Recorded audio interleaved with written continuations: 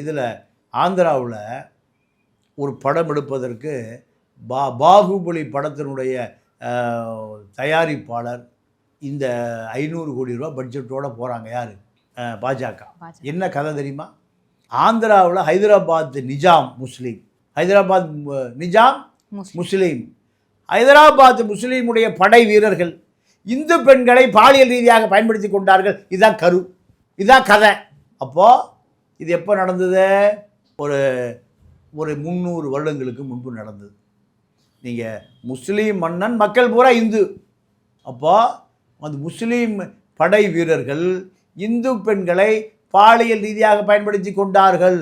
இது முஸ்லீமு இந்துலாம் இல்லை, பாலியல் ரீதியாக பயன்படுத்தி கொள்ளுகிற அதிகாரம் உள்ள அந்த இராணுவ வீரன், அந்த ஹைதராபாத் நிஜாம் சிப்பாய், அவன் யாரை வேணால் பயன்படுத்திக்குவான். இந்துவாக தேடி பிடிச்சி பயன்படுத்துவானா? இல்லை.